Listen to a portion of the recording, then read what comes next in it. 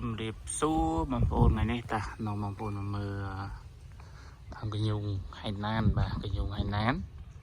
đừng lại cả nghe bà bằng hai khắc là đó mong phôn score bà còn mình score làm chớ thì mong phôn score làm chớ nữa mong phôn score làm chớ mùi chum nún cái nhung người nắng xong tha vui dương chả ấy score làm cái nhung không nè cái sờ cái này cái nhung hay nán đó mong phôn anh ấy sang tham miên khăm bờ đà hơi bảy năm bà bảy năm tên cả năm côn tôi tăngពីយើងចេញពីអាកូនតូចណាទៅពុះវា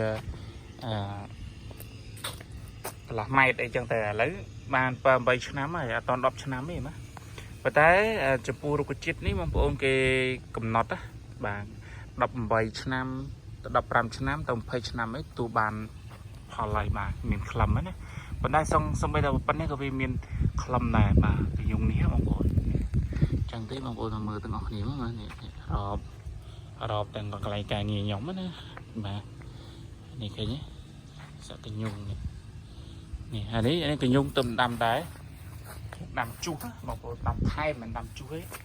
នេះប៉ុន្តែបងប្អូនត្រូវដឹងថាប្រភេទកញុងដាំនឹងកញុងដោះដោយខ្លួនឯងតាមបែបធម្មជាតិគឺខុសគ្នាក្នុងការថែទាំបងប្អូនបើសិនកញុងដែលយើងដាំភាគច្រើនគឺយើងថែទាំដែរណាថែទាំលំអិតតាំងពីការបាញ់ថ្នាំការពីមេស៊ីអានេះតាមខ្ញុំសង្កេតខ្លួនឯងណាผมមកជួស្អាតណាការងារនេះអញ្ចឹងទេត្រូវថែទាំបាញ់ថ្នាំដើម្បីកុំឲ្យមេស៊ីដាក់ថ្នាំកាទីថ្នាំអីជាដើមបាទហើយប្រលះវាឲ្យវាត្រង់ច្ដងប៉ុន្តែកញុងទីទូទៅគេឲ្យយើងដាំ1ម៉ែត្រចិត្តគ្នាហើយនេះបងប្អូននេះឃើញហើយមួយទៀតថែវាឲ្យវាតាមវាត្រង់ទៅលើគឺយើងត្រូវតែប្រលះមេឃវានៅពេលដែលវាចាប់ដើមដោះហើយបងប្អូនគឺយើងត្រូវប្រលះវាទ្រុះវាឲ្យវាត្រង់ទៅលើបាទចឹងកញុងចឹងទេជាបទពិសោធន៍ខ្លីៗចែកជូនបងប្អូនអស់គ្នាបានឲ្យស្គាល់ហើយមានតែប៉ុណ្ណេះទេវីដេអូខ្លីទេបងប្អូនឲ្យបងប្អូនស្គាល់ដើមកញុងបាទហើយនេះស្លឹកកញុងបងប្អូននេះទូចល្អិតបាទហើយខុសពីធ្នង់ស្លឹករៀងធំជាងនឹងក្រាស់បាទហើយចំពោះធ្នង់ដើមវាមិនត្រង់ដូចធ្នង់ទេដើមកញុងអត់ធ្នង់ដូចត្រង់ធ្នង់ទេបាទជើងងាងនៅពេលដល់បើសិនជាយើងអត់កាត់